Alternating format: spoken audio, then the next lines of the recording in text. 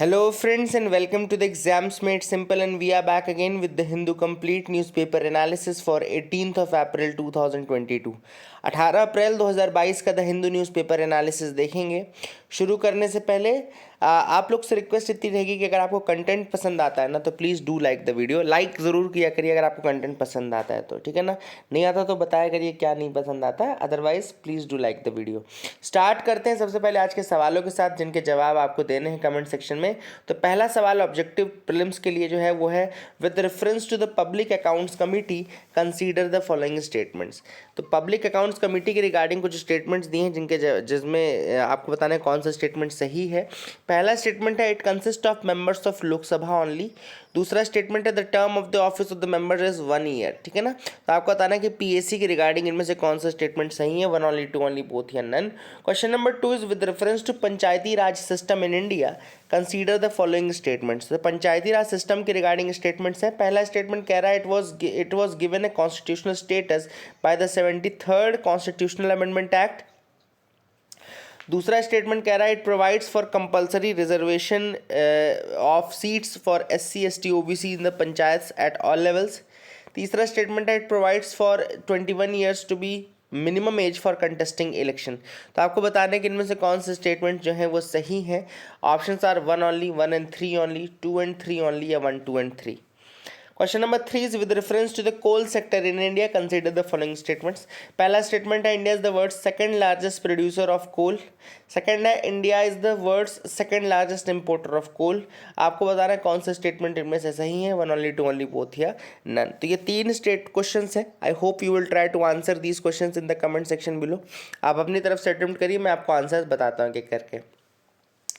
पहला जो क्वेश्चन था पीएससी के रिगार्डिंग, देखो इसमें पहला स्टेटमेंट तो बिल्कुल गलत है। आप सबको पता होगा कि पीएससी में 22 मेंबर होते हैं, जिसमें से 15 लोकसभा के रहते हैं, 7 मेंबर जो रहते हैं वो राज्यसभा से रहते हैं। तो ये बिल्कुल आपको याद रखना कि पीएससी में 22 मेंबर्स होते हैं, सारे मेंबर्स पार्लियामेंट के रहते हैं, लेकिन 22 में से 15 जो हैं वो लोकसभा के हैं यानी कि लोअर हाउस के, और 7 मेंबर्स जो है वो राज्यसभा यानी कि अपर हाउस के हैं। सेम जो क्वेश्चन नंबर 2 था रिजर्वेशन वाला, उसमें एक स्टेटमेंट जो 2 था उसमें ये लिखा है कि ऑल लेवल्स में SC ST OBC को रिजर्वेशन प्रोवाइड करना कंपलसरी है। ये बिल्कुल गलत है, क्योंकि कंपलसरी रिजर्वेशन केवल SC STs के लिए है एट ऑल लेवल्स, लेकिन OBC के केस में स्टेट गवर्नमेंट अगर चाहे तो उसको कंपलसरी बना सकती है, लेकिन वो कंपलसरी होता नहीं है ना। रिजर्वेशन प्रोवाइड करने का जो है सिस्टम OBC को इन दी लेवल्स, वो स्टेट गवर्नमेंट के ऊपर रहता है, वो मैंडेटरी नहीं होता। इसलिए सेकंड स्टेटमेंट जो था वो गलत था। 1 and 3 will be the answer for this question. बाकी 21 साल बिल्कुल सही है, कंटेस्ट इलेक्शन एंड पहला स्टेटमेंट भी सही है। तीसरे सवाल में दोनों स्टेटमेंट सही हैं। इंडिया वर्ल्ड का सेकंड लार्जेस्ट प्रोड्यूसर भी है कोल का, और रिजर्व्स के मामले में 5th नंबर पर आता है, और वहीं पे इंडिया इंपोर्ट भी सेकंड नंबर पे करता है सबसे अधिक। ठीक है ना। तो ये दोनों स्टेटमेंट सही थे। तो आई hope you got these questions correct. I hope आपको कुछ नया सीखने को मिला होगा। आगे मूव करते हैं, mains question of the day की तरफ आते हैं। तो आज का mains question of the day है, name some of the greatest personalities of India in the field of science and technology from ancient to modern India. आपको एंशियंट से लेकर के मॉडर्न इंडिया तक के टाइम में जितने भी इंपॉर्टेंट साइंटिफिक नेम्स या साइंटिफिक कंट्रीब्यूशंस आपको याद हों, आपको वो मेंशन करने हैं। ये आंसर मेरा लिखाने का आप लोग को एक ही कारण है कि आप एक पेपर में इसको लिख लेंगे, या जहाँ पे भी आप लिखते हैं, ऑनलाइन आप लिखते हैं, कहीं पे भी लिखते हैं, आप एक प्रॉपर नोट्स बना लीजिएगा, है ना। प्रॉपर नोट्स बना लीजिएगा, कुछ इंपॉर्टेंट नाम आपको लिखने हैं। देखो ये क्वेश्चन मेंस में भी पूछा जाता है हर बार, और ये क्वेश्चन आपका प्रीलिम्स में भी घुमा फिरा के पूछ सकते हैं। तो ये आपको पूरा तैयार होना चाहिए, तो इसलिए इसको बना करके लिख लेना। बहुत ही प्यारा क्वेश्चन है। आप लोग, मुझे उम्मीद है कि नाम तो एटलीस्ट आप मुझे कमेंट सेक्शन में लिख करके बताएंगे, और उनके एक 1 लाइन में एटलीस्ट कि क्या क्या उन्होंने किया था, है ना। तो बस इतना ही आप अगर कर ले तो इसी को आप फिर बहुत अच्छा रहेगा। मूव करते न्यूज़ एनालिसिस में। पहली न्यूज़ फ्रंट पेज की है, देखो, retirement spree in supreme court में affect the efforts to scale down the pendency. अब आप सबको पता है कि पेंडेंसी ऑफ केसेस बहुत ज़्यादा है, चाहे वो सुप्रीम कोर्ट में हो, चाहे वो आपका हाई कोर्ट में हो, चाहे वो सेशन कोर्ट्स में हो, जो कि डिस्ट्रिक्ट लेवल पे होते हैं। अब यहाँ पे आप सबको पता होना चाहिए कि जो जो जो जजेस हैं उनका रिटायरमेंट होता है 65। आपको पता है 65 ईयर्स की जो एज होती है, ये these are the things which are very important. तो ऐसे में क्या होना होता है है ना कि ऐसे में अब जो नंबर ऑफ जजेस जो हैं वो कम हो जाएंगे। जब नंबर ऑफ जजेस कम हो जाएंगे तो ऑब्वियस सी बात है जो वर्किंग है सुप्रीम कोर्ट की वो इतनी एफिशिएंट नहीं रहेगी। तो जैसे यहाँ पे लिखा है देखो, the retirement in the top most rung of the judiciary in 2022 will encompass changes in the powerful supreme court collegium and see 2 new chief justice in span of months. मतलब इस साल 2022 में 2 नए चीफ जस्टिस आ जाएंगे और बहुत सारे जो जजेस हैं वो भी चेंज होंगे, कोलिजियम भी चेंज होगा, है ना। तो ये सारी चीज़ें हैं जो चेंज होने वाली हैं, है ना। तो ये सारी चीज़ें आपको यहाँ पे ऑथर ने बताया। मैं आपको आज बहुत डिटेल में सुप्रीम कोर्ट की पूरी चीज़ें बताऊंगा। अभी मैंने मतलब यही सोचा कि इस न्यूज़ के साथ मैं आपको सारी चीज़ें एक बार फिर बता दूंगा। एडहॉक जजेस का भी बता दूंगा आपको, मैं रिटायर्ड जजेस का भी बता दूंगा कि क्या होगा क्या नहीं होगा, है ना। That is the thing which is important. इसके बाद इन्होंने ये भी बताया कि जस्टिस यू ललित जो हैं he will be heading the supreme court after N V Ramana. तो रामना जी के बाद जो नए चीफ जस्टिस इन लाइन हैं वो हैं आपके यू ललित जी। और यू ललित जी के बाद बहुत फेमस एक जज हैं जस्टिस DY चंद्रचूड़। आप सबको पता होगा, बहुत ही ज़्यादा एक्टिव, बहुत ही ज़्यादा साइंस एंड टेक्नोलॉजी की फील्ड में बहुत ज़्यादा काम मतलब कोशिश करते हैं कि उसको इंक्लूड किया जाए। जस्टिस DY चंद्रचूड़ जो पूरा ICJS है और जो पूरा फास्टर सिस्टम है सब इन्हीं का ब्रेन चाइल्ड है, DY चंद्रचूड़ जी का ही। तो he is very very elegant in all. तो justice U Lalit will be taking over after NV Ramana ji and after U Lalit DY Chandrachud will be heading the top judiciary. थोड़ा सा मैं सुप्रीम कोर्ट के बारे में आपको सारी चीज़ बताता हूँ। देखो, सुप्रीम कोर्ट का जो जज होता है ना उसके पास कुछ क्वालिफिकेशंस होने ज़रूरी हैं। कौन कौन से qualifications? He should be a citizen of India, he should have been a जज ऑफ अ हाई कोर्ट और high courts in succession for 5 years, he should have been an advocate of a high court or high courts in succession for 10 years, and he should be a distinguished jurist in the opinion of the president. The constitution has not prescribed a minimum age for the appointment as a judge of the supreme court. ये याद रखिएगा कि constitution ने कोई minimum age prescribe नहीं की है for appointment as the जज ऑफ द सुप्रीम कोर्ट, है ना। मैक्सिमम एज जरूर है 65 years, लेकिन मिनिमम एज नहीं है ना, ठीक है। ये इंपॉर्टेंट चीज़ आपको याद रखनी है। इसके बाद क्या सुप्रीम कोर्ट के जो जज होते हैं वो ओथ लेते हैं? बिल्कुल लेते हैं।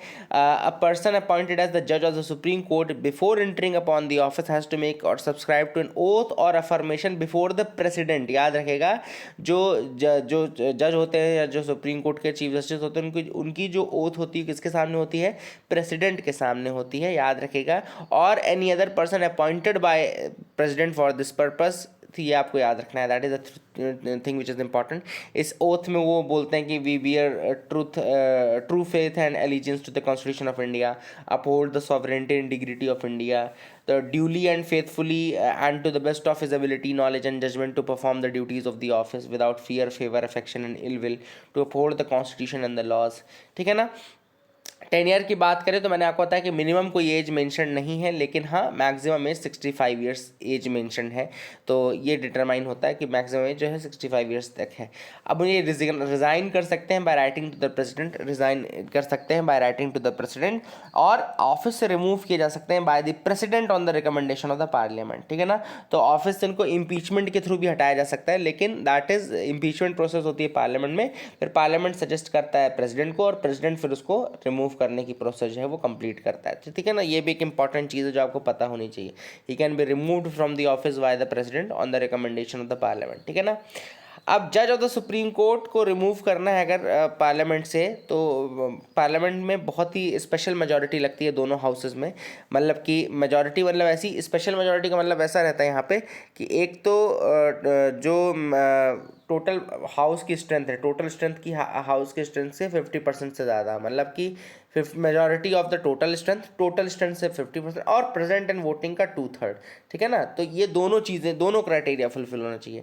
टोटल स्ट्रेंथ का 50%, टोटल मतलब मान लो अगर हाउस की टोटल स्ट्रेंथ 250 है तो 250 में फिर 125 50% हो जाएगा, और 126 तो नॉर्मल हो जाएगा 126 वोट्स, और साथ ही साथ जितने प्रेजेंट एंड वोटिंग है उसका 2/3 भी, है ना। तो दोनों ही क्राइटेरिया से फुलफिल होना चाहिए अगर आपको किसी जज को रिमूव करना है, इम्पीचमेंट के थ्रू रिमूव करना है तो। ठीक है ना। That is the thing which is, और ये रिमूव होते हैं केवल प्रूव्ड मिसबिहेवियर या इनकेपेसिटी के ग्राउंड में। इनके दो ही ग्राउंड्स हैं, एक है प्रूव्ड मिसबिहेवियर और दूसरा है इनकेपेसिटी। तो these are the only two grounds under which he can be removed. And जो मैंने आपको मेजोरिटी बताई वो भी ज़रूरी है, that is the thing which is important. And जजेस इंक्वायरी एक्ट 1968 का है, 1968 का जजेस इंक्वायरी एक्ट है, जो कि पूरा प्रोसेस जो है रिमूवल ऑफ जज of the supreme court by the process of impeachment, ये सारी चीज़ें बताता है, ठीक है ना। तो जजेस इंक्वायरी एक्ट 1968 का है। एंड अभी तक कोई जज सुप्रीम कोर्ट का इम्पीचमेंट नहीं हुआ है। वी रामास्वामी का 1991 टू 1993 में एक बार मोशन गया था ज़रूर इम्पीचमेंट का, और जस्टिस दीपक मिश्रा का 2017-18 में गया था, जो कि डिफीट हो गया था पार्लियामेंट में, ठीक है ना। तो ये आपको याद रखना है, that is the thing which is very very important. इसके अलावा सुप्रीम कोर्ट की जो सैलरीज अलाउंसेस प्रिविलेजेस हैं, लीव पेंशन है, ये डिटरमाइन होते हैं from time to time by the parliament, याद रखिएगा। उनके डिसएडवांटेज के लिए आप उनको चेंज नहीं कर सकते हो during the tenure. President can appoint a जज of the supreme court or as acting chief justice of India when the office of the chief justice is vacant. अगर office of chief justice vacant है तो president ही appoint करता है किसी दूसरे जज को as the chief justice, as the supreme court chief justice, acting chief justice के रूप में करता है, ठीक है ना। इसके अलावा याद रखिएगा एडहॉक जजेस भी होते हैं। एडहॉक जजेस क्या होता है, जब वहाँ पे मतलब कि कोरम कम हो रहा हो, when there is a lack of quorum of the permanent judges to hold or continue any session of the Supreme Court। Supreme court में जब इतने जजेस ना बैठ रहे हो कि कोरम को कंप्लीट कर पाए, तो chief justice of India can appoint a जज और अ जज of a high court as an ad hoc जज। याद रखिएगा ये जो पावर है, अगर कोरम लैग कर रहा है ना, तो पर जो आपके सुप्रीम कोर्ट के चीफ जस्टिस हैं वो किसी हाई कोर्ट के जज को अपॉइंट कर सकते हैं एज द एडहॉक जज of the supreme court for a temporary period. ये एक इंपॉर्टेंट फीचर आपको याद रखना है। Supreme court justice can appoint a जज of the high court as an ad hoc जज in the Supreme Court for a temporary period. He can do so only after the consultation with the Chief Justice of the High Court concerned। जो High Court concerned है उसके Chief Justice के साथ मतलब discussion करने के बाद, and previous consent of the president. ये दोनों इंपॉर्टेंट चीज़ें याद रखेगा। एडहॉक, ये बहुत इंपॉर्टेंट फीचर आपको बता रहा हूँ मैं। देखो ये एडहॉक जजेस की चीज़ होती है, एडहॉक जजेस, एडहॉक जजेस। इसमें क्या होता है, सुप्रीम कोर्ट जो होता है वो अपॉइंट कर सकते हैं किसी भी जज ऑफ द हाई कोर्ट को। जज of the high court is appointed as ad hoc जज, but that is after the previous consent of president and after the discussion with the chief justice of the required high court, ठीक है ना। तो ये आपको important चीज़ याद रखनी है। और जैसे ही ये व्यक्ति जब आएगा, वो जज अपॉइंट होगा सुप्रीम कोर्ट में, तो फिर उनकी जो he enjoys all the jurisdiction power privileges and ये सारे वो फिर जज ऑफ सुप्रीम कोर्ट की तरह ही करते हैं। अब रिटायरमेंट की बात हो रही तो मैं रिटायर्ड जजेस की बात भी कर दूं। At any time the CJI can request a retired जज of the supreme court, a retired जज ऑफ अ हाई कोर्ट। याद रखेगा, एट एनी टाइम CJI यानी कि chief justice of India can request a retired जज of the supreme court और retired जज of the high court. तो किसी भी समय में CJI यानी कि चीफ जस्टिस ऑफ इंडिया जो है वो किसी भी रिटायर्ड जज ऑफ सुप्रीम कोर्ट या रिटायर्ड जज ऑफ हाई कोर्ट को रिक्वेस्ट कर सकते हैं कि टू एक्ट एज अ जज of the supreme court for a temporary period. ये भी कर सकते हैं, है ना, रिटायर्ड जजेस को भी कर सकते हैं, but he can do so only by the previous consent of president and also of the person to be appointed. तो दोनों का प्रीवियस कंसेंट लेना पड़ेगा, उस व्यक्ति का भी और प्रेसिडेंट का भी प्रीवियस कंसेंट लेना पड़ेगा, ठीक है ना। तो that is a thing which is important, which is very very important. ये सारी चीज़ें आपको इंपॉर्टेंट थी, एडहॉक जजेस, रिटायर्ड जजेस, सारी चीज़ें मैंने आपको बता दी। I hope you got clarity. BRICS meet likely in June, India to attend China hosted event. तो इस बार जो ब्रिक्स इवेंट है, ब्रिक्स जो इस साल का है, चूँकि ब्रिक्स में क्या होता है, मेंबरशिप ऐसे ऐसे आते हैं जैसे BRICS है ना। तो इंडिया चूँकि 2021 में ऑलरेडी होस्ट कर चुका है, India was the host in 2021। तो नेक्स्ट किसका नंबर लगेगा, नेक्स्ट अब चाइना का नंबर लगेगा, इसीलिए नेक्स्ट जो है होस्ट है इस बार वो चाइना है। 2021 में इंडिया था, ठीक है ना। तो ये आपको याद रखना है, ब्रिक्स आपको याद रखना है। अब यहाँ पर इंपॉर्टेंट चीज़ थोड़ा ब्रिक्स के बारे में बता दूँ। ब्रिक्स आपको पता होगा कि Brazil, Russia, India, China, south Africa. 2001 में ब्रिटिश इकोनॉमिस्ट जिम ओनील जो थे, उन्होंने क्वाइन किया था ब्रिक टर्म, है ना, to describe the 4 emerging economies of Brazil, Russia, India and China. And इस ग्रुपिंग का जो फॉर्मलाइज्ड रूप है, तो पहली बार जब ब्रिक्स फॉरेन मिनिस्टर 2006 में मिले थे, 2006 में मिले थे, तब ये बना था। एंड साउथ अफ्रीका को इनवाइट किया गया था 2010 में। 2010 में साउथ अफ्रीका वाज इनवाइटेड, 2010 में इनवाइट हुआ था South Africa. After that the group became BRICS, group का नाम ब्रिक्स पड़ गया। और ब्रिक्स में याद रखिएगा 41% global population, 24% of global GDP and 16% global trade occur करता है। याद रखिएगा 41% of the global population, 41% of the population and 24% of the GDP, 24% of GDP and 16% of trade, है ना। तो याद रखिएगा 24% ऑफ 24 और 16 कितना होता है, 40 ही होता है ना। और 40 ही इसका वो है, देखो पॉपुलेशन। तो याद रखिएगा 24% इसका एक तो जीडीपी है, 16% ट्रेड है, दोनों को जोड़ दो तो उतने परसेंट पॉपुलेशन है, तो 40 से 41%। तो ये कुछ इंपॉर्टेंट चीज़ें हैं जो आपको बताना जरूरी है। आगे देखते हैं, रोटेशन में होता है ब्रिक्स की जो लीडरशिप होती है। और 2014 में फोर्टालेजा ब्राज़ील में आपका फोर्टालेजा अकॉर्ड हुआ था 2014 में, जिसके बेसिस में यहाँ पे एनडीबी बनाया गया, यानी कि न्यू डेवलपमेंट बैंक बनाया गया। और न्यू डेवलपमेंट बैंक का जो हेडक्वार्टर है वो शंघाई चाइना रखा गया। And that is the thing which is important. इसके अलावा ब्रिक्स कंटिजेंट रिजर्व अरेंजमेंट भी बनाया गया। जैसे आईएमएफ का काम क्या है ना, जैसे बैलेंस ऑफ पेमेंट क्राइसिस होता है तो आपको पैसा देता है, वैसे ब्रिक्स कंटिजेंट रिजर्व अरेंजमेंट जो है वो भी यही काम करता है कि जो लिक्विडिटी, शॉर्ट टर्म लिक्विडिटी है वो मेंबर्स को देता है, ताकि मान लो वहाँ पे कोई अगर क्राइसिस की सिचुएशन है तो वो रिमूव की जा सके, ठीक है ना। तो that is the thing which is important. और 2021 में जो है वो इंडिया ने जब होस्ट किया था तो उसमें न्यू दिल्ली डिक्लेरेशन जो है वो लिया गया था। और साथ ही साथ अफगानिस्तान में पीस करने के लिए जो भी चीज़ें थी, ये सारी चीज़ें वहाँ पर की गई थी। आई hope you got clarity regarding these 2 articles. अब देखो 2 आर्टिकल मैंने ज़रूर आपको बताया, लेकिन मैंने सुप्रीम कोर्ट एक तरीके से पूरा आपको बता दिया, जजेस से रिलेटेड हर चीज़ आपको बता दी। तो पूरा वो आपका लक्ष्मीकांत का एक चैप्टर है जो 10 मिनट में या 5 मिनट में अपन ने रिवाइज कर लिया सारी चीज़ें। आगे मूव करते हैं, north pole for science and technology. तो यहाँ पे आर्टिकल लिखा गया है by respected M Venkaiah Naidu, जो कि हमारे वाइस प्रेसिडेंट भी हैं। तो इन्होंने ये आर्टिकल लिखा है। अब ये आर्टिकल जो लिखा गया है that is written for the praise of a very important contributor in the science and technology field, जिनका नाम है वाई नायुदम्मा। याद रखिएगा वाई नायुदम्मा के ऊपर ये आर्टिकल लिखा गया है। इस आर्टिकल को इसलिए भी इंपॉर्टेंट है ये आर्टिकल क्योंकि इसमें मैं आपको बाकी साइंटिस्ट के बारे में भी बताऊंगा। जो मैंने आज क्वेश्चन पूछा था ना, उनमें से कुछ बहुत इंपॉर्टेंट नाम मैं आपको बताऊंगा, ठीक है ना। तो ये भी इंपॉर्टेंट आप याद रखिएगा कि इस आर्टिकल में भी आपको प्रीलिम्स का बहुत सारा मैटर मिलने वाला है। पहली चीज़ तो वाई नायुदम्मा के बारे में आप जानेंगे, contributions of Y Nayudamma. And इसके अलावा जो बाकी के कुछ इंपॉर्टेंट नाम है, जैसे मतलब बाकी के जो थोड़ा नाम जो नहीं पता रहते वो नाम मैं आपको बताऊंगा, ठीक है ना। That is the thing which is important. और आप फिर बताइएगा कि आप को कैसा लगा, ठीक है ना। तो सबसे पहले वाई नायुदम्मा की बात कर लेते हैं। ऑथर ने कहा कि देखो क्या है कि इंडिया और वर्ल्ड आज दोनों ही साइंस एंड टेक्नोलॉजी की तरफ दौड़ रहा है एकदम, है ना, मतलब बहुत ज़्यादा स्पीड से। And technological animal, human being जो है वो टेक्नोलॉजिकल एनिमल बन चुका है। ऐसे में बहुत इंपॉर्टेंट है कि हमको पता रहे कि साइंस एंड टेक्नोलॉजी है क्या, साइंस एंड टेक्नोलॉजी का स्कोप क्या है, एंड साइंस एंड टेक्नोलॉजी को किस तरीके से इस्तेमाल करना है। देखो क्या है, साइंस एंड टेक्नोलॉजी को दोनों तरीके से इस्तेमाल कर सकते हैं, पॉजिटिव तरीके से भी इस्तेमाल कर सकते हैं, निगेटिव तरीके से भी इस्तेमाल कर सकते हैं। तो हमारे पास एक क्लियर गाइडिंग पाथ अगर नहीं होगा, हमारे पास अगर क्लियर गाइडलाइंस नहीं रहेंगी, तो हम हो सकता है कि we might misuse that thing, है ना, हम उसका मिसयूज़ भी कर सकते हैं। तो इसलिए बहुत ज़रूरी है कि हमको बिल्कुल एग्जैक्टली पता रहे कि साइंस एंड टेक्नोलॉजी का क्या स्कोप है, साइंस एंड टेक्नोलॉजी किस तरीके से उसको इस्तेमाल करना है, ठीक है ना।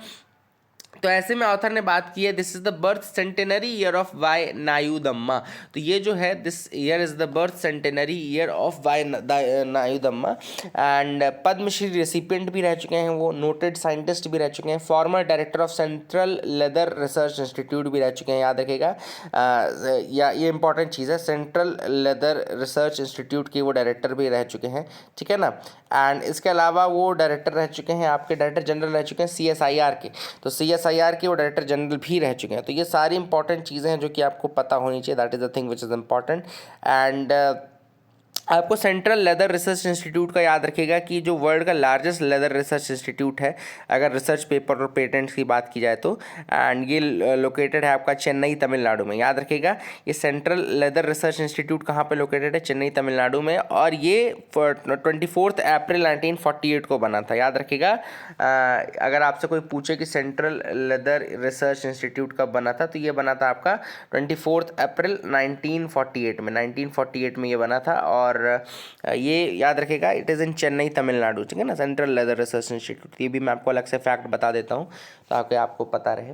तो आगे हम बात करते हैं कि जो एन नायुदम्मा जी थे, he had clear set of goals and objectives, इनके पास क्लियर थे कि किस तरीके से साइंस एंड टेक्नोलॉजी आगे बढ़े। And he knew how to use the science and technology effectively for the benefit of the society. जैसे कि सबसे पहले उन्होंने लेदर इंडस्ट्री का बहुत ही बड़ा रीशेप किया। जैसे कि जो पहले लेदर का प्रोफेशन था ना, people were unwilling to take that profession, he people were unwilling to take the profession of this leather and all, ताकि क्योंकि इसमें हाइड्स कलेक्शन होता था, collecting hides and skins of the dead animals, है ना। बहुत लोग इसको छोटे काम के रूप में देखते थे। It was looked down upon due to many factors, है ना। And this was reflected by N Nayudamma ji. उन्होंने इस चीज़ को रिफ्लेक्ट किया और उसके बाद साइंस एंड टेक्नोलॉजी का यूज़ करके इस प्रोफेशन को वाइडली एक्सेप्टेबल बना दिया, है ना। तो ये काफ़ी इंपॉर्टेंट चीज़ है कि आपको ये कभी अगर आपको मेंस क्वेश्चन में भी एन नायुदम्मा के बारे में लिखने के लिए आता है तो ये सारी चीज़ें आप लिखिएगा कि जो लेदर का प्रोफेशन है, collecting hides, skins and all, this was very looked down upon, and इसको बहुत लोग एक्सेप्ट नहीं कर सकते थे। तो साइंस एंड टेक्नोलॉजी का जो यूज़ है इस फील्ड में उन्होंने ही किया, and he improved the skills of those involve in the job as well. जो लोग इस फील्ड में इन्वॉल्व थे उनकी भी स्किल्स बढ़ाई और साइंस एंड टेक्नोलॉजी का यूज़ बढ़ाया, है ना। और ऐसे में क्या है, this was made widely acceptable, this profession was made widely acceptable profession. तो ये काफ़ी इंपॉर्टेंट चीज़ है जो कि आपको पता होनी चाहिए। I hope you got clarity regarding that as well, ठीक है ना। In this process he proved that the application of science and technology could help in enhancing the economic viability of the activity to which these tools are applied besides promoting more gainful employment. तो सबसे important चीज़ है कि वो देखते थे कि लोगों का भला देखो कैसे हो सकता है जब वो गेनफुल एम्प्लॉयमेंट करेंगे किसी भी फील्ड में, है ना। एंड साइंस एंड टेक्नोलॉजी के यूज़ से ये सारी चीज़ें इंप्रूव हो सकती है, ईज़ भी आ सकता है और लोगों को ज़्यादा लोगों को अट्रैक्ट भी कर सकता है ये। तो he was clearly agent of social change, he was trying to change the society for the good, है ना। He was agent of social change. इसके अलावा याद रखेगा his philosophy was regarding that कि जो देखो क्या है, एक वेस्टर्न फिलॉसफी है साइंस एंड टेक्नोलॉजी की, एक इंडियन फिलॉसफी है। ये भी काफ़ी इंपॉर्टेंट डिस्टिंग्विशन होगा क्योंकि आपसे ये पूछा जाता है यूपीएससी में मेंस क्वेश्चन में कि what is the Indian philosophy science and technology विज़ the philosophy of western countries. तो जो वेस्टर्न कंट्रीज़ जो हैं उनकी फिलॉसफी में सबसे इंपॉर्टेंट चीज़ है मटेरियलिज्म। साइंस एंड टेक्नोलॉजी का यूज़ जो करते हैं वो that is for the materialism and that is for the consumerism, that is for the consumerism, है ना। एंड यहाँ पर अगर आप देखें the people living in India, Indian philosophy and thought it lays stress on the spiritual pursuit of internal peace to live in harmony with society and nature, है ना। And science and technology उसी तरीके say that should enable this thing, है ना। कुल मिलाकर के Indian philosophy देखो क्या है, इंडियन फिलॉसफी में है कि एक तो स्पिरिचुअल परस्यूट है, इंटरनल पीस है, and to live in harmony with society and nature, है ना। और ये सारी चीज़ें हमको करने के लिए साइंस एंड टेक्नोलॉजी किस तरीके से मदद कर सकती, वो एम होना चाहिए साइंस एंड टेक्नोलॉजी का। That is the thing which is important. अगर हमको यहाँ पे हार्मनी के साथ रहना है नेचर के तो भी साइंस एंड टेक्नोलॉजी हमारी मदद करे। तो ये एक इंडियन फिलॉसफी में डिफरेंस है than that of the western philosophy, ठीक है ना। That is the thing which is important. I hope you got clarity. इसके अलावा डॉक्टर नायुदम्मा के काफ़ी विजन्स जो हैं जो कि आजकल के करंट प्रोग्राम्स में देखने को मिलते हैं। जैसे उन्होंने एक चीज़ कही थी कि अगर एक महिला का बैंक अकाउंट होगा तो उसको ज़्यादा रिस्पेक्ट मिलेगी और ज़्यादा उसकी वैल्यू रहेगी। एंड वही चीज़ हमने प्रधानमंत्री जनधन योजना में देखा, ठीक है ना। प्रधानमंत्री जनधन योजना में सबके अकाउंट खोले गए, बहुत सारे विमेन के अकाउंट खोले गए, है ना। और इसके बाद ये भी हमने देखा कि कई लोगों के पैसे सिर्फ विमेन अकाउंट में डलते हैं ना, जैसे मान लो जो प्रेगनेंसी बेनिफिट्स और ये सब हैं, है ना। तो ये सारे जो जननी सुरक्षा योजना और ऑल, तो ये काफ़ी चीज़ें पहले विमेन अकाउंट में भी आती थी, तो उनका भी अकाउंट काफ़ी खोला गया। तो ये सारे विजन जो हैं वो उनसे रिलेटेड है। अब मैं आपको कुछ चीज़ें बताता हूँ, कुछ इंपॉर्टेंट जो इंडियन साइंटिस्ट रहे हैं इनका कंट्रीब्यूशन।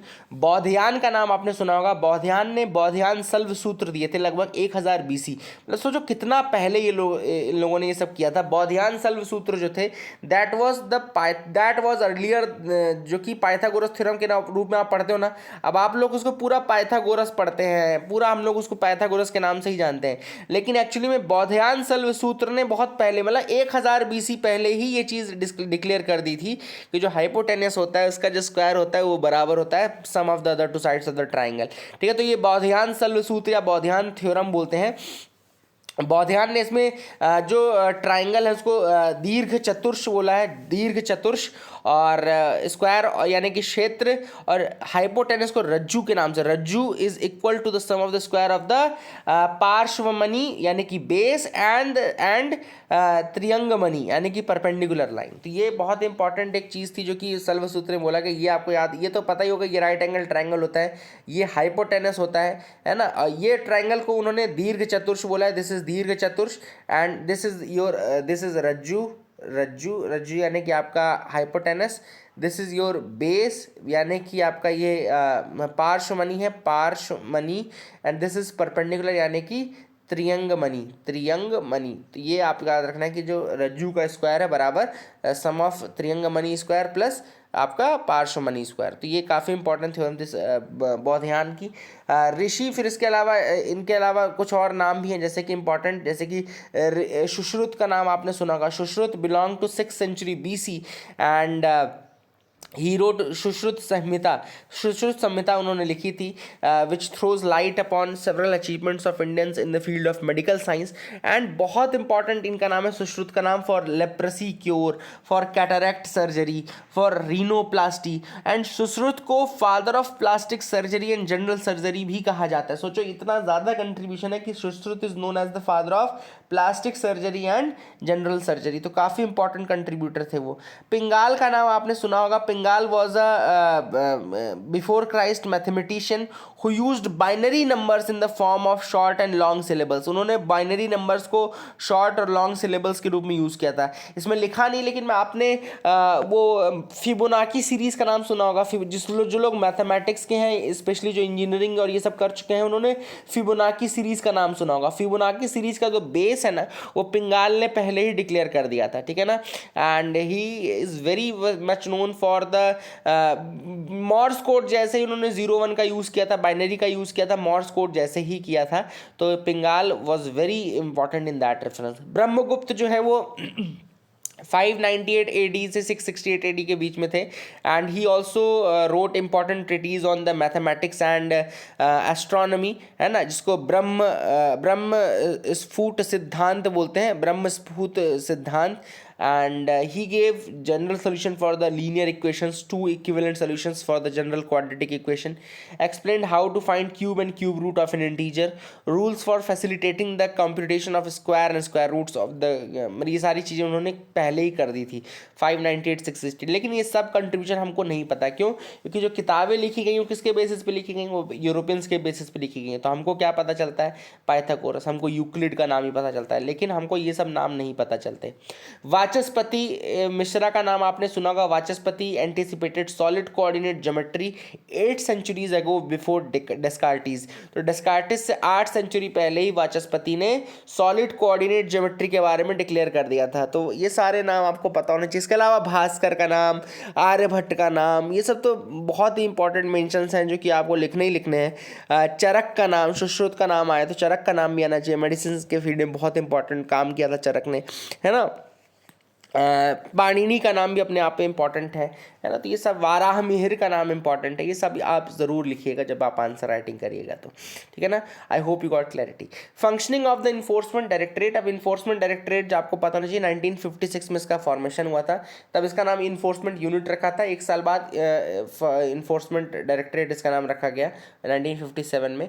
और 2 एक्ट्स हैं जिसको कि देखता है। 2 एक्ट्स कौन कौन से हैं? एक है आपका फॉरेन एक्सचेंज रेगुलेशन एक्ट, फेरा act, foreign exchange regulation act, फेरा, और दूसरा है आपका यहाँ पे PMLA यानी कि आपका prevention of money laundering act, ठीक है ना। That is the thing which is important, ये आपको याद रखने हैं। और प्रिवेंशन ऑफ मनी लॉन्ड्रिंग याद रखिएगा। दो एक्ट ये जो देखते हैं ना, उसमें फेमा, फेरा और पीएमएलए आता है, यानी कि आपका prevention of money laundering act. और अब एक नया भी जुड़ गया है, fugitive economic offenders act. Fugitive economic offenders act, ये आपको पता होगा, जब विजय माल्या और ये सब भागे थे ना, तो उसके बाद ये फ्यूजिटिव इकोनॉमिक अफेंडर्स एक्ट आ गया था ना। अब ईडी को जो पावर मिलती है वो कहाँ से मिलती है, तो ऑब्वियस सी बात है, जैसे ही पीएमएलए, यानी कि पीएमएलए एक्ट के थ्रू इसको पावर दी गई है। ईडी को पावर जो दी गई वो पीएमएलए एक्ट के थ्रू दी गई है। 2002 में पीएमएलए एक्ट लाया गया था, लेकिन इनैक्ट हुआ था 2005 में। और बेसिकली जो मनी लॉन्ड्रिंग होता है उसको रोकने के लिए पीएमएलए एक्ट आया था। और इसी पीएमएलए एक्ट के अंतर्गत जो पावर है वो ईडी के पास दी गई है, टू इन्वेस्टिगेट अंडर सेक्शन 48, यानी कि सेक्शन 48 जो है पीएमएलए एक्ट का, वो एम्पावर करता है ईडी को टू इन्वेस्टिगेट द मैटर्स, ठीक है ना। तो याद रखें, ED got the power under section 48 of the PMLA act to investigate, and 49 के अंदर appointment and powers of authorities and other officers. तो ये आर्टिकल सेक्शन 48 एंड 49 जो है पीएमएलए एक्ट का, वो एम्पावर करता है। पीएमएलए और फेमा में एक डिफरेंस याद रखेगा कि पीएमएलए क्रिमिनल मतलब इसमें पनिशमेंट जो है वो क्रिमिनल ऑफेंस के रूप में पनिशमेंट दी जाती है, और फेमा में सिविल ऑफेंस के रूप में पनिशमेंट, यानी कि पीएमएलए के अंतर्गत पनिशमेंट 7 साल तक की दी जा सकती है। ये एक इंपॉर्टेंट फीचर है जो कि याद रखना है आपको, पीएमएलए के अंदर 7 साल तक की पनिशमेंट दी जा सकती है, ठीक है ना। तो अगर मनी लॉन्डर हुई है तो ईडी फिर उसके अंतर्गत आएगी। अब ईडी का जो मेन काम रहता है, मैं आपको डिफरेंशिएट करके बताता हूँ। ईडी का जो मेन काम रहता है ना, वो होता है जो मान लो 1 करोड़ रुपए का घोटाला हुआ। अब 1 करोड़ का घोटाला हुआ और 1 करोड़ रुपए गायब हुए कहीं से, और सपोज करो पुलिस ने वो 1 करोड़ रुपए बरामद कर दिए, तो ये ईडी का केस नहीं है, ठीक है ना। सिंपल सी बात है, ये थेफ्ट का केस है कि ये कोई आदमी 1 करोड़ रुपए लेके भाग गया, लेकिन उस कंपनी का फिर वो 1 करोड़ रुपए पकड़ा गया, वो आदमी पकड़ा गया, तो ये तो पुलिस का केस है, थेफ्ट का केस है। पर मान लो 1 करोड़ रुपए लेकर के कोई भाग गया और उसने वो 1 करोड़ रुपए खर्च कर दिए, अब वो 1 करोड़ रुपए वापस वसूलने हैं, तो वो वहां पे कौन सी पार्टी आएगी, वहां पे ईडी फिर आएगी। तो यहाँ पे दोनों पार्टी काम करेंगी। जो 1 करोड़ रुपए लेके भागा था व्यक्ति, तो उसके ऊपर एक तो थेफ्ट भी लगेगा, थेफ्ट लगेगा तो उसको कौन देखेगा, पुलिस देखेगी, मतलब चोरी जो मामला है वो पुलिस देखेगी। लेकिन जो रिकवरी वाला मामला है, यानी कि जो पैसा प्रोसीड वापस लाना है, वो कौन देखेगा, वो ईडी देखेगा, इन्फोर्समेंट डायरेक्टरेट देखेगा, ठीक है ना। तो that is the thing which is important, याद रखेगा। कोई भी केस जिसमें 1 करोड़ या 1 करोड़ से ज़्यादा का कोई घोटाला हो रहा है, तो इस पर फिर ईडी को फिर इन्वॉल्व किया जाता है, अगर उसका प्रोसीड रिकवर करना, ये सारी चीज़ें। इसके साथ साथ एक सेक्शन 50 है पीएमएलए एक्ट का, जो कि ईडी को ऑफिसर्स को पावर देता है कि दे can directly carry out search and scissor without calling the person for questioning. मतलब व्यक्ति को क्वेश्चनिंग करने से पहले अगर वो चाहें, सेक्शन 50 के अंतर्गत, वो पीएमएलए एक्ट के अंतर्गत वो पावर है कि वो जा करके सीजर कर सकते हैं without calling the person for questioning, ठीक है ना। तो काफ़ी इंपॉर्टेंट पावर है जो कि इनको मिलती है ना, सेक्शन 50 के अंतर्गत। फिर सेक्शन 16 के अंतर्गत पावर ऑफ सर्वे है। सेक्शन 17 के अंतर्गत सर्च एंड सीजर्स हैं पीएमएलए के बेसिस में। सेक्शन 50 के अंतर्गत पावर दी गई है अथॉरिटीज़ को, ईडी के अथॉरिटीज़ को। They can, it is not necessary for them to summon the person first, and they can directly start the search and seizure. वो directly search and seizure start कर सकते हैं, ठीक है ना। एंड अगर पर्सन अरेस्ट हुआ है तो ईडी के पास 60 दिन का समय रहता है to file the prosecution complaint या chargesheet, and as the punishment under PMLA doesn't go beyond 7 years. तो 7 साल से ज़्यादा की पनिशमेंट पीएमएलए के अंदर नहीं है। ईडी के पास 60 दिन रहते हैं फॉर प्रोसिक्यूशन कंप्लेंट, यानी कि चार्जशीट जो फाइल करने के लिए 60 दिन का समय मिलता है। तो ये भी एक इंपॉर्टेंट चीज़ है, याद रखना है आपको। And person shall be guilty of offence of money laundering if such person is found to have directly or indirectly attempted to indulge or assist a person involve in one or more of the following activities. अगर section 3 जो है PMLA का, वो कहता है कि अगर एक व्यक्ति ने मनी लॉन्ड्रिंग की है या इन्वॉल्व है, तो उसमें से इनमें से कोई काम किया होगा या असिस्ट किया होगा, कंसीलमेंट का, एक्विजिशन का, यूज़ का, या क्लेम का, अनटेंटेड प्रॉपर्टी। ये सब उन्होंने अनटेंटेड प्रॉपर्टी किसी भी मैनर में अगर इकट्ठा की है, कंसील करके, एक्विजिशन करके, यूज़ करके, तो ये सब बेसिकली उनको करना पड़ेगा, ये वो they will be charge under that.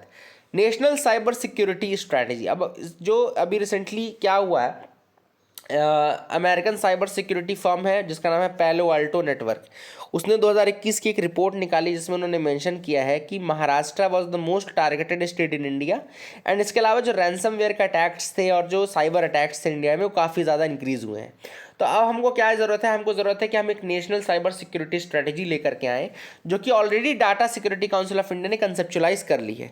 तो याद रखिएगा, data security council of India जो है, DSCI जो है, उसने ऑलरेडी एक 22 पेज का एक वो बनाया है, 22 पेज का लगभग एक उन्होंने वो बनाया है, प्रोफार्मा बनाया, जिसमें उन्होंने डेटा सिक्योरिटी के regarding policy, national cyber security strategy बना ली है। ठीक है ना, इसको याद रखिएगा।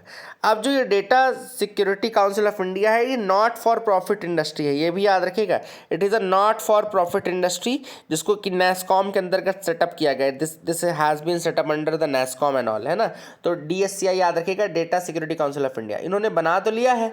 अब इन्होंने क्या चीज़ मेजरली देखी है वो हम आपको बता दें। पहली चीज़ तो उन्होंने ये लिखी है, देखिए कि क्यों ज़रूरी है data policy, national cyber security strategy, क्योंकि सबसे पहले जो डिजिटाइजेशन है सर्विसेज का, वो बहुत ज़्यादा हो गया इंडिया में।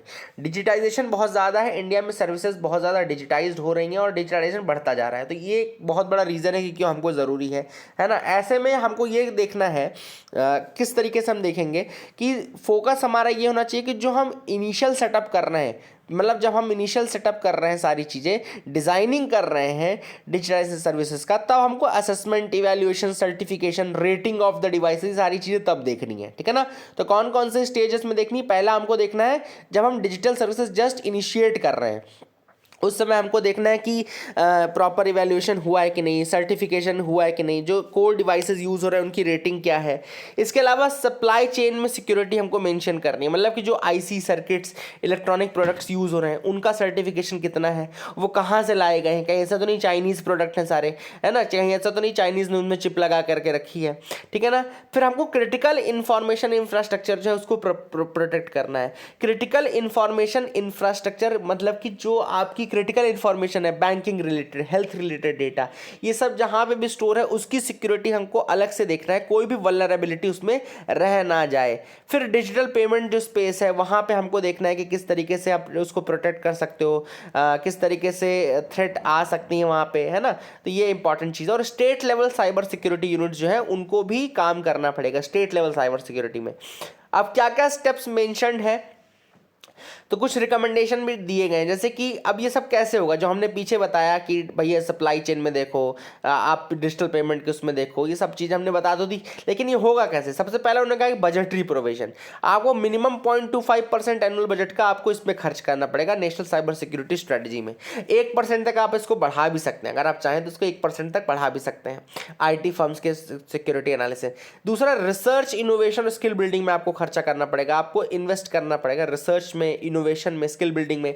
नए नए तरीके ढूंढने पड़ेंगे कि कैसे लोग कर रहे हैं, देखो चेंज होते जा रहे हैं, साइबर अटैक्स भी चेंज होते जा रहे हैं, तो ऐसे में आपको इसका यूज़ करना पड़ेगा। फिर तीसरा उन्होंने कहा कि क्राइसिस मैनेजमेंट, आपको प्रॉपर एक क्राइसिस मैनेजमेंट टीम बनानी पड़ेगी, आपको एक सिनारियोज बनाने पड़ेंगे, आपको मतलब कि मॉक ड्रिल्स रखने पड़ेंगे, मॉक आपको ये सब करने पड़ेंगे, ताकि आपको पता हो कि किस तरीके से क्राइसिस मैनेजमेंट करना है, किस तरीके से उसको रोकना है, किस तरीके से आपको क्या स्टेप्स लेने हैं। साइबर इंश्योरेंस की एक नया फील्ड हो सकता है, cyber insurance can be a new field, जहां पे रिस्क और फ्रॉड जो एसोसिएटेड है विद द साइबर क्राइम्स, उसको आप कैलकुलेट करके उसको कवर कर सकें। फिर साइबर डिप्लोमेसी की बात की है ऑथर ने। साइबर डिप्लोमेसी मतलब कि आपको एक कंट्री दूसरी कंट्री मिलकर के आपको काम करना है। जैसे हम अभी दूतावास बनाते हैं ना, एम्बेसी और ये सब चीज़ें बनाते हैं और वहाँ पे अपने काउंसिल भेजते हैं, वैसे आपको साइबर इन्वॉइस बनाने चाहिए की कंट्रीज़ में, जहाँ पे जो कंट्रीज इन्वॉल्व है मेजरली, वहाँ पे आपको साइबर इन्वॉइस भेजने चाहिए। फिर साइबर क्राइम इन्वेस्टिगेशन को आपको और ज़्यादा स्ट्रॉन्ग करना है। तो ये सारी चीज़ें इस आर्टिकल में mentioned. I hope you got clarity regarding these as well, आपको समझ में आ गया होगा। इसके बाद ऐसी कोई ज़्यादा न्यूज़ आर्टिकल है नहीं जिसके बारे में डिस्कस करना हो। That is it for the day friends. I hope you like the video. Please like and subscribe, keep loving us, keep sharing us. Thank you and have a nice day.